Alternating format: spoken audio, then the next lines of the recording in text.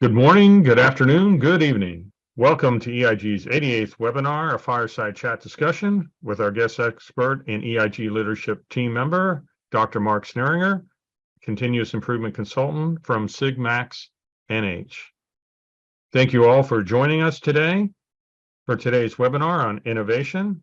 We appreciate you taking your time to join us in building this evolving, innovative, resilient enterprise. We look forward to an interactive webinar, so please use the chat and respond to the polling questions. We'd love to hear from you, and we hope that your family are healthy and safe.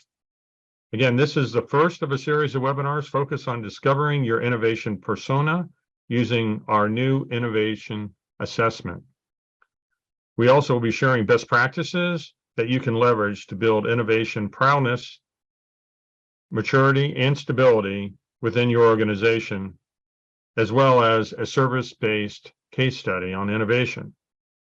Understanding that right-sizing your innovation technology approach to your business needs is a commonplace challenge. Therefore, creating an innovation-led approach that links your strategy to execution in the area that you focus on.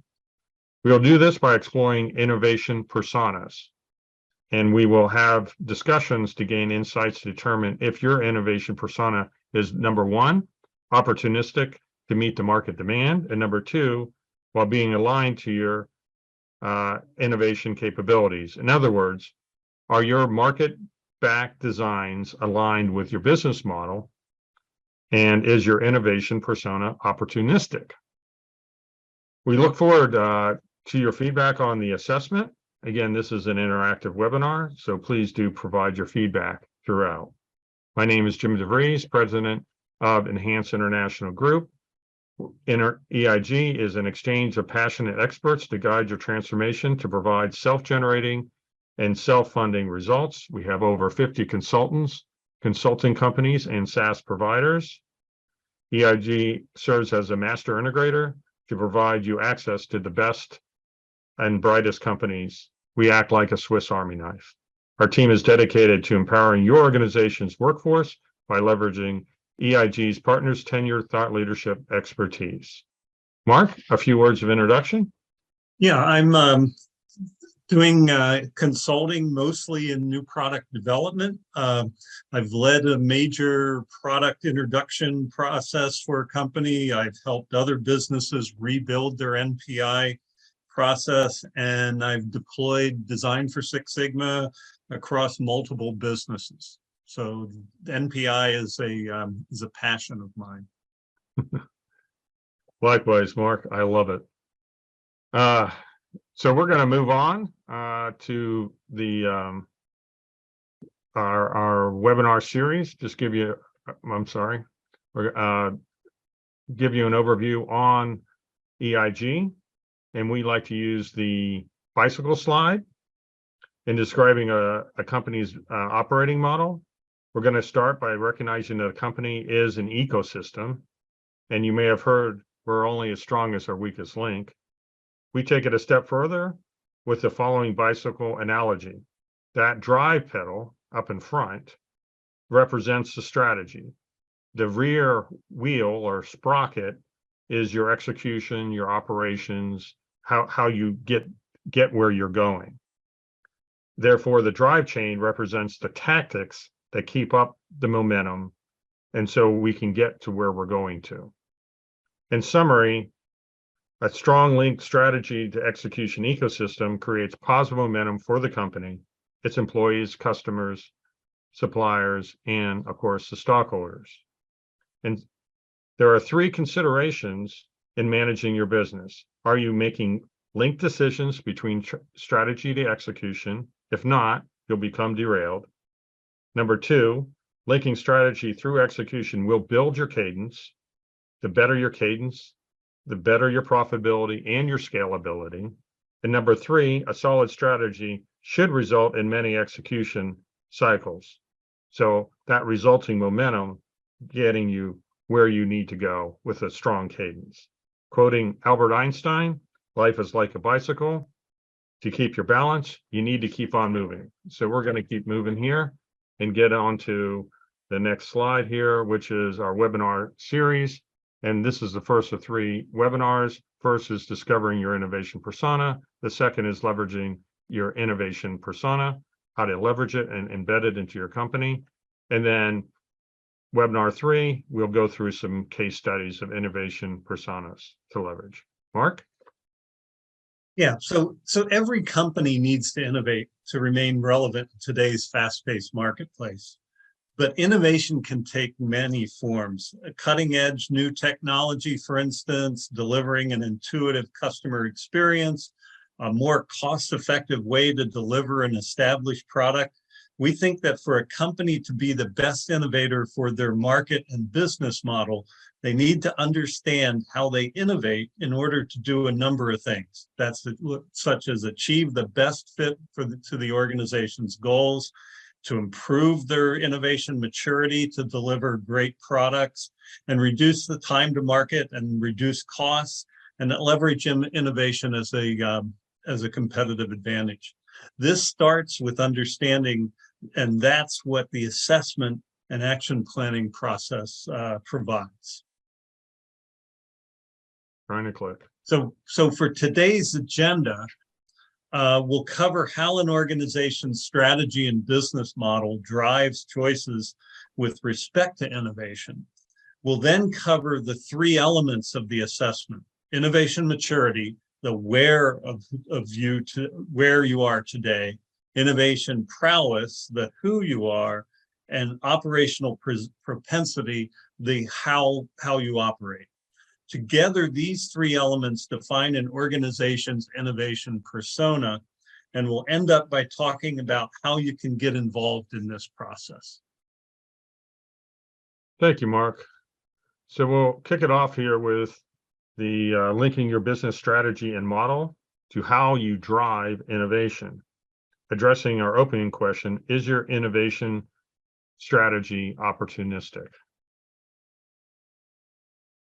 So we go back to the bicycle slide one more time, and we look at it and we say, is it, there's a lot of successful companies that drive innovation. But not everyone, we realize, needs to be an Apple or SpaceX or a Tesla. You need to know who you are. You need to be able to climb that maturity ladder that we'll be talking about in a few minutes. And you need to make sure your perspective and culture are aligned to driving your innovation. So your innovation, there's 4 elements here that we're going to talk about today. One is does your innovation strategy align to the marketplace, the terrain on the bicycle slide? Does it prime your pumping capabilities, your internal capabilities on your internal performance there? And then transfer your company's strategy to realized execution to drive that stockholder value. So does innovation have a clear path to stockholder value? And the 4th one is align your persona to the organization's strategy and market.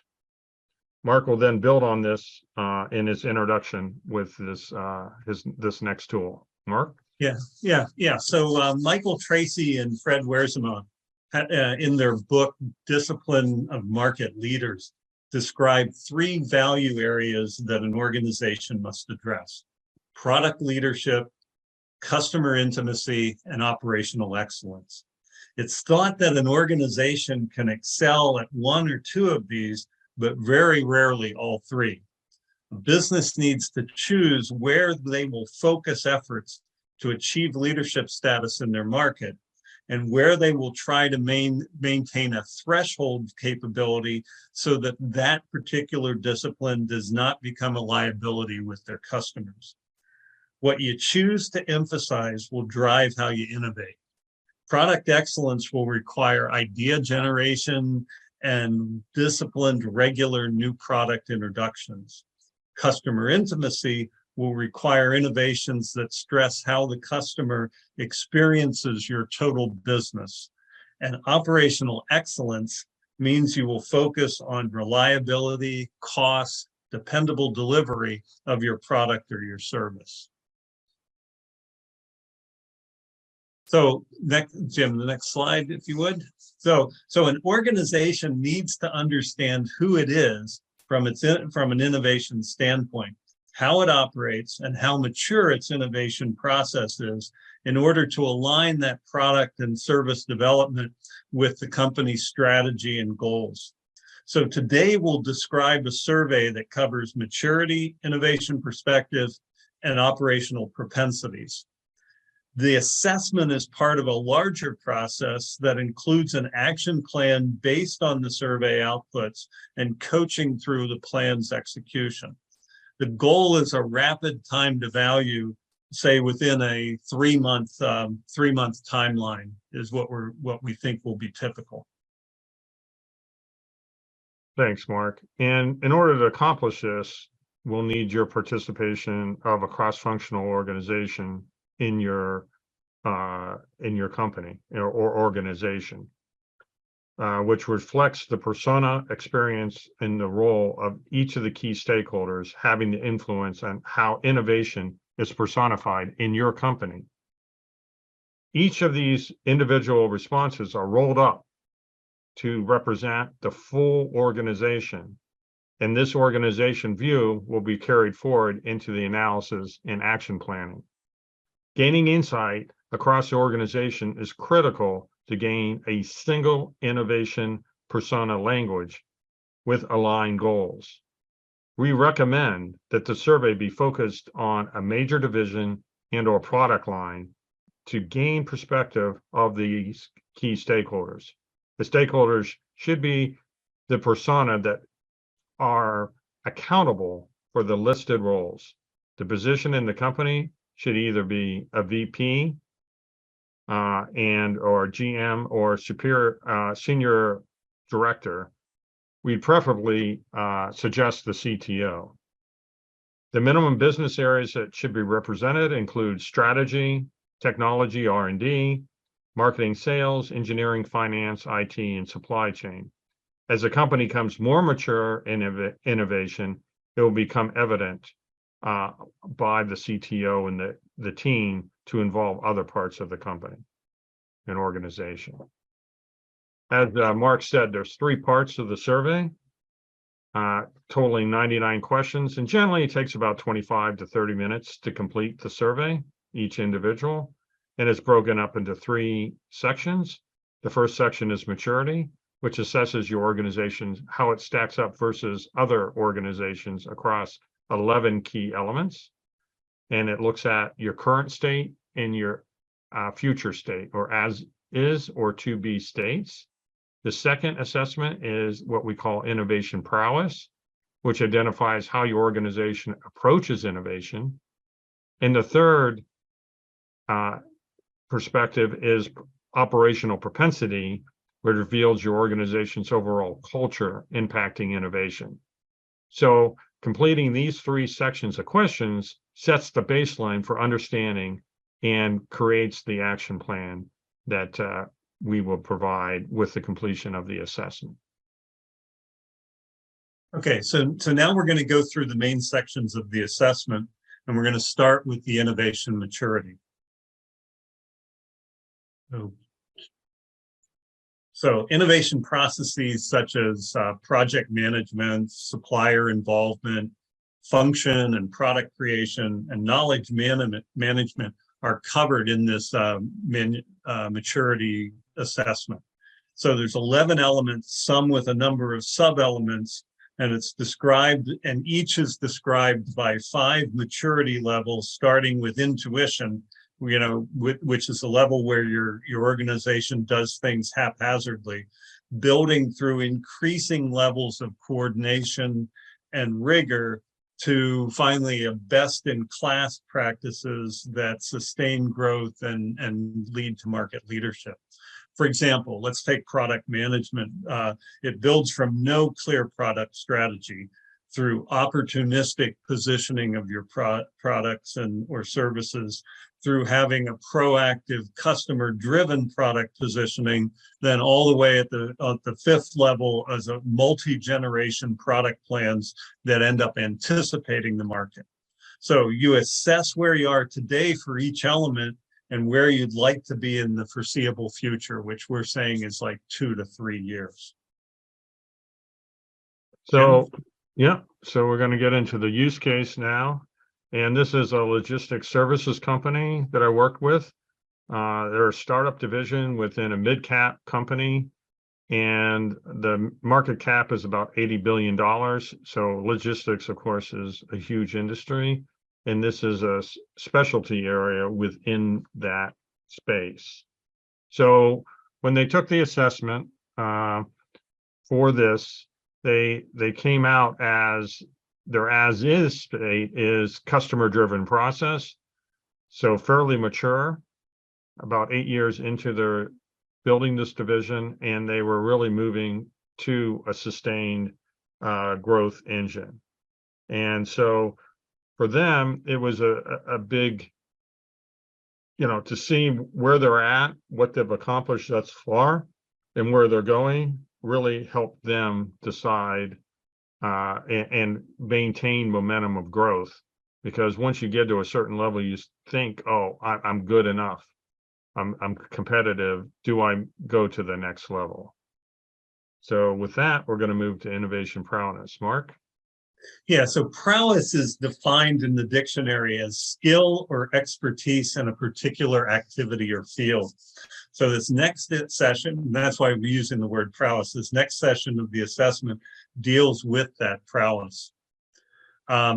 So this section deals with who the organization is with respect to innovation. We've defined 4 perspectives that cover the full range of how groups approach and use innovation. These are plotted on a graph where the x-axis covers decision tactics from being followers at one extreme to blue sky at the other, where the organization goes after all opportunities regardless of how they relate to current business. And then the y-axis covers business scale of innovation from incremental innovations up to dramatic. So realists, which are there on the left-hand side, are businesses that move decisively and effectively, but only when the market gives them clear indications of where it is going. Successful car companies that are just now getting into electric vehicles might fit this perspective. Guardians are primarily cost-driven organizations. They focus on innovations that provide the same customer benefits, but at lower cost or improved reliability. Think of someone you depend on year after year to provide the same good product. Growers use discipline and well-organized innovation processes to focus on steady growth and expansion into new technologies and markets closely related to their core business. A medical imaging company that regularly introduces product upgrades and expands into new modalities probably is a grower. And then expanders focus on fast growth and broadening markets. Their innovations may seem scattered, but they're constantly looking for new opportunities and markets. They are often the first movers in a new technology. Large social media and internet-based companies often fit this perspective. So many companies can span 2 perspectives, but probably not more than 2. Great. So the question is, who are you and where do you land?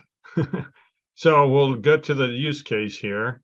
And we'll say, but where did they end up landing when they took the survey?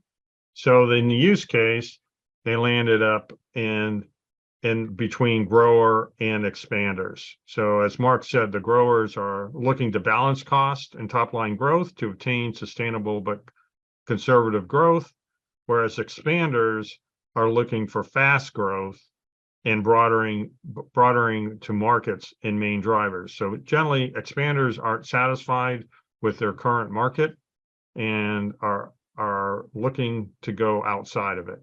So for us, when we talked to the executive leadership team and we asked asked them how they felt about that, they said, well, this really helps us explain why they're so different than the other divisions, because the other divisions are more traditional, probably guardians / realist, maybe growers. They're trying to grow, but they're somewhere in there. We didn't do the assessment on the rest remaining of the company, but they're definitely not in the grower expander range. And so that's why the needs for this particular division were different, and why they needed more innovation over legacy businesses in new product offerings, which in this case, because it's a logistics provider, is software development and giving customers better capabilities, both customers and suppliers, and covering more modes in the transportation arena. So with that, we're going to move to the second survey question here is, now that we talked about what a grower is, could you name a company that fits into the description of a grower? Again, just to recap, a grower is looking to balance cost and top line growth to attain sustainable but conservative growth. So can you think of a company that fits into that arena? Mark, any companies come to your mind? Oh, I would say a number of the medical device companies, somebody, one of the big ones like Philips or GE, where they're always adding to the types of products that they're putting out there, but it's not, let's go way out in left field and do it. It's much closer to their core competencies. So we had somebody enter Ford in. Thank you. Comments on Ford, Mark? Yeah, they might be there. I mean, from the standpoint I'm struggling with them a little bit from the standpoint of being growers. I'd put them more as a realist, actually, in the terms of they've gotten into electrics.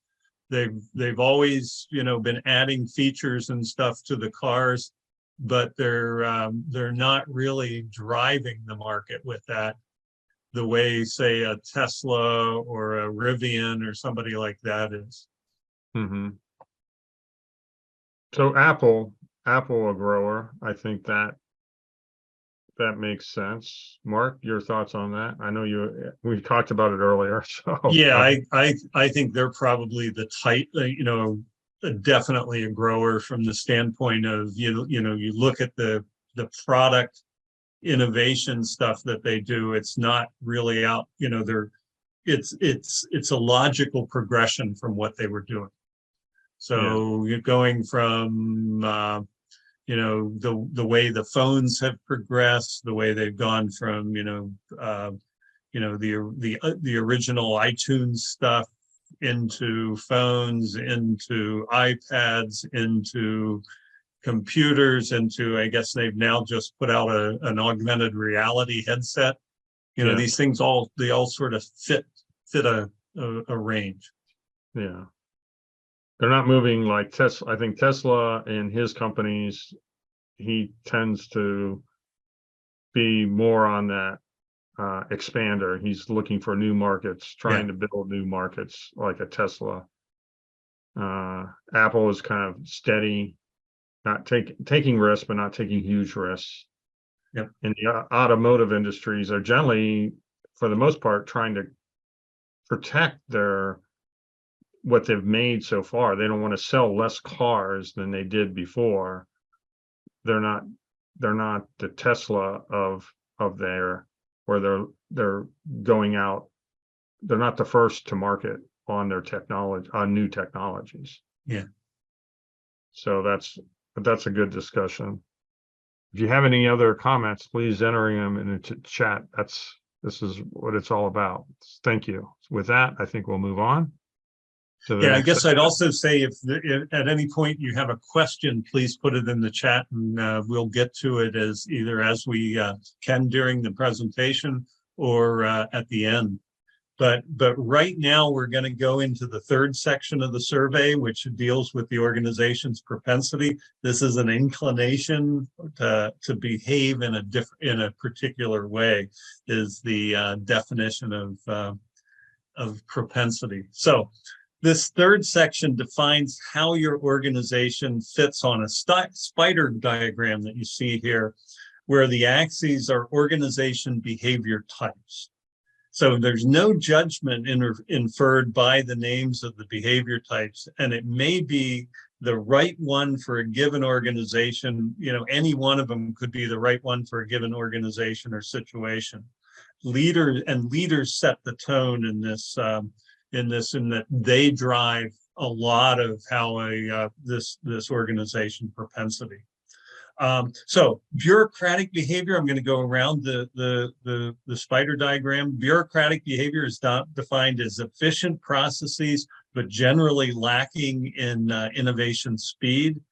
Trapped organizations collaborate well across their functions. It works well, but they have trouble changing directions easily. An agile behavior is defined by broad interests and the ability to shift quickly from one focus to another. And a startup usually has focus and fast execution. So most organizations have elements of all behavior types, with one or two dominating. The key is to understand your propensity and then build an action plan that fits with your strategy and goals.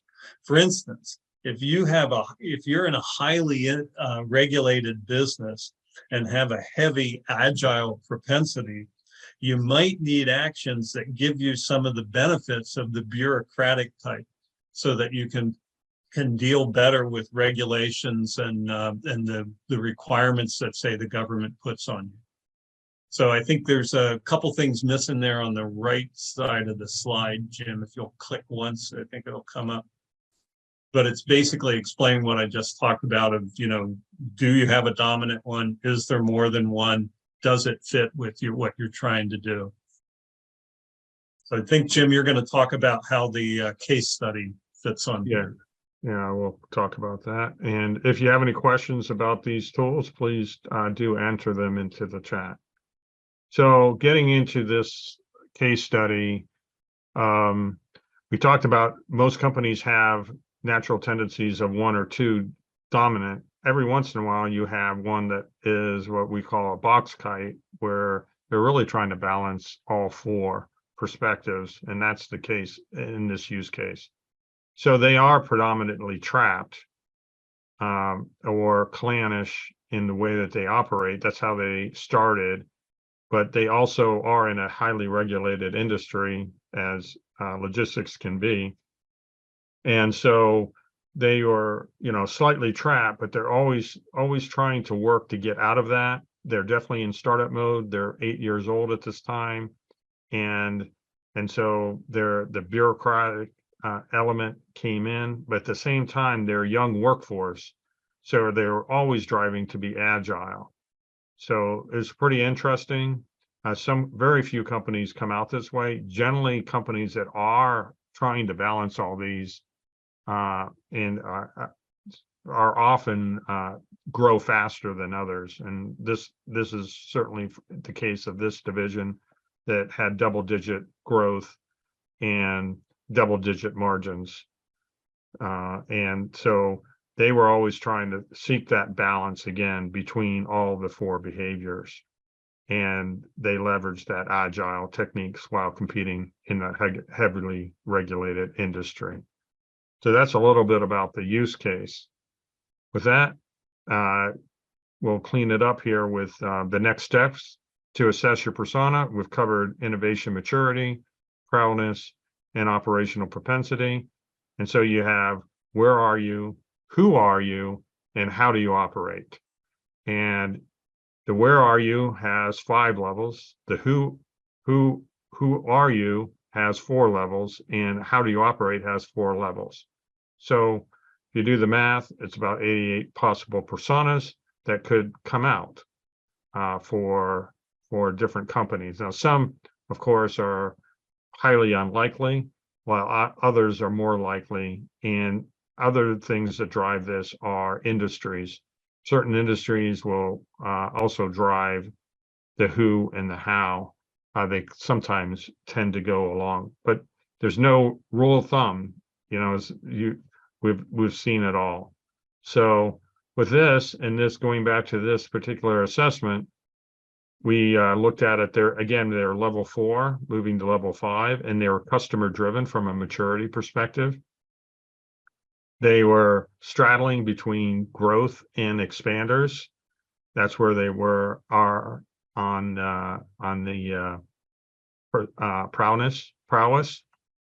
And then from an operational propensity perspective, they're really a box kite, slightly more trapped than the others, but in general, they're pretty balanced.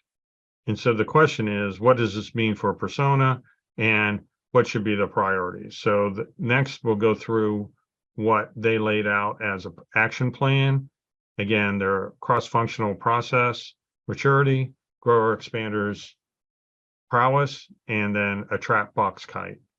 And the action plan looked like this.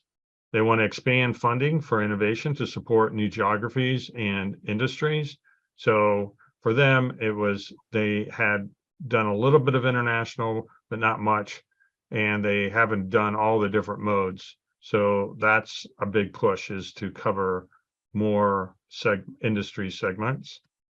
They want to create a culture of growing leaders. So they want to be the place to work at. So early on, it was kind of the division that nobody wanted to work in.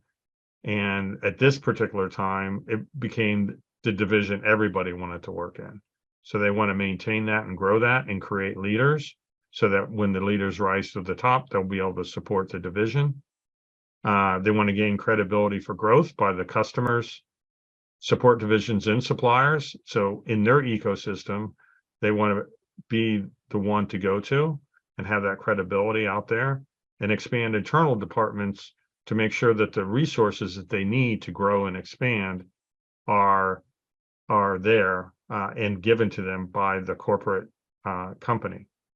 And then they want to reinforce joint innovation across their different product lines across the company. So can they do more joint new product service development with other divisions within the company, and then ensure real-time visibility of innovation KPIs. So everybody knows the value that they're providing by pumping more money into this, and other divisions are also getting money out of it. And so share the wealth, so to speak. And then going back to the customer, we really want to create that new product or service development with win-win wows. So we want our customers to be working with us and collaborating with us, and their suppliers working and collaborating with us to create that market differentiation. So that's what we came up with after the assessment for this particular use case. And so you might ask, why do you want to complete the innovation assessment? Well, it's going to validate who you are, where you are, and how you operate. Mainly, it's going to give you the ability to have this crucial conversation with your leadership team to make sure you're being supported where you need to be supported. It facilitates aligning the innovation persona with the business model and the company strategy. So the other is, how does your division that you're working in fit within the overall business strategy? It's going to help you get that, help you get those conversations going. And then it's going to build an innovation roadmap to drive business success. So you're going to have that roadmap within 3 months of exactly what you're going to be doing for the next 6 to 12 months. With that, Mark? Yeah, so Jim, while I'm doing this, could you check and make sure that the chat is open? Sometimes when we do these sessions, the chat somehow gets closed, but I was just wondering, wanted to make sure that it is open as we go ahead and go through this wrap up here. Yeah. Okay. So anyways, but the innovation persona assessment process is pretty straightforward. Jim's talked about it quite a bit, but EIG will work with an individual within the organization whose role is to manage the survey execution. So then you want to get a cross-functional team of leaders to complete the survey individually, which usually takes, we're saying, about 25 minutes, maybe to 30 minutes per person. And then these are collected into a group viewpoint by what we do within EIG, and they're reviewed with the organization's leadership. So the outcome is this innovation persona, which informs a proposed action plan. We'll talk about how to develop that action plan, that's the subject of our next webinar. So the goal of the assessment and the action plan is improvements in the innovation process that will result in a clear financial impact for the business. So part of the action plan that we'll talk about next time deals with metrics, and just wanted to bring this up to put this idea in your head. Your innovation persona drives the important metrics for your business. That doesn't mean you ignore other standard new product measurements, but rather it helps you understand what should be key for your success. For instance, if your innovation perspective is realist, you should probably be focused on market share, product persistence in the market. How long can you keep a given product in the market? And your innovation budget discipline. How well do you actually predict and then spend both in time and money what you expected to on innovations? But we're going to spend more time on this in the next webinar, where we'll talk about how leaders that understand their prowess and maturity and culture do better than the rest of their industry, and how the laggards there probably don't really understand who they are, or and because of that, they're probably trying to be all things to all people. So I think with that, I think it's back over to you, Jim, for a wrap up. Yeah. Thanks, Mark. So again, we have another webinar coming up in August. We'll announce that very soon, on leveraging your innovation persona, how to embed it in your company and sell it. And then our third webinar will have more case studies. So we'll have at least one case study in our next webinar, and maybe in the third webinar we'll have two or maybe more case studies. With that, Mark, I think I did see a question in there. Can you? Yeah. So there's one question in here. It's about the maturity matrix, or the maturity assessment. And does that cover the support organizations like HR and IT, those sorts of folks? That's a great question. And yes, it does. And those are very important stakeholders in the group. So we do have that. We just listed the top 5, Mark, in the maturity model. Yeah, I think those were mainly the examples of the elements, but I know HR is in there.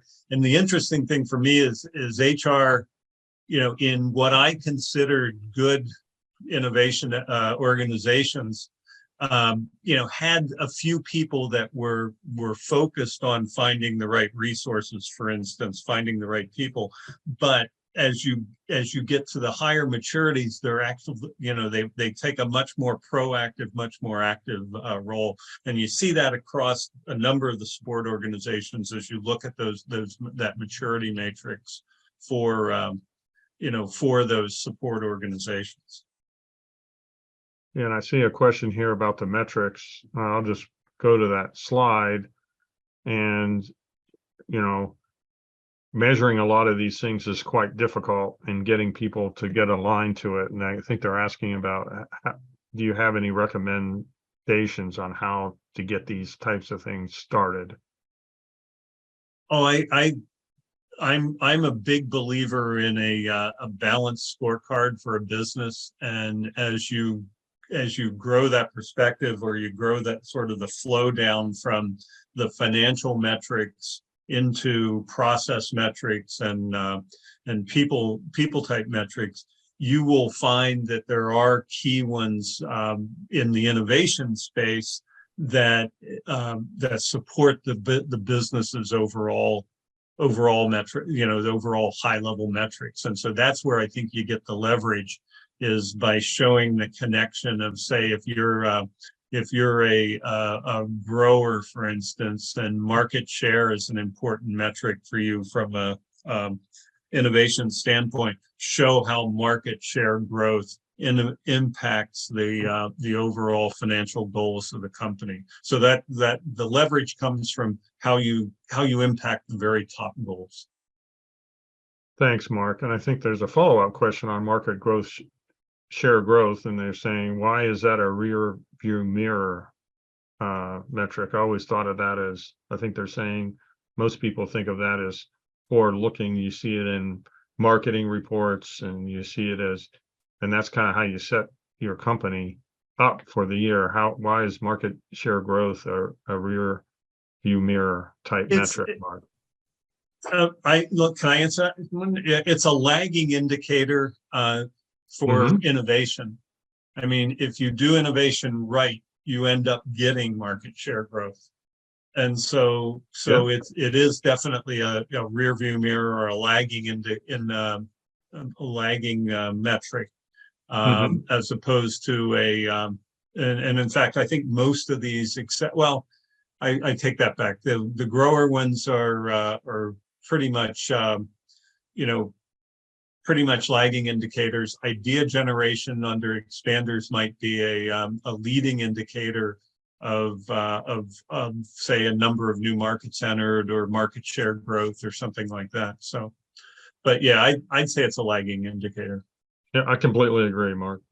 But it's often one that you get into discussions with leadership, and so I think that was a really good question, follow-up question for that.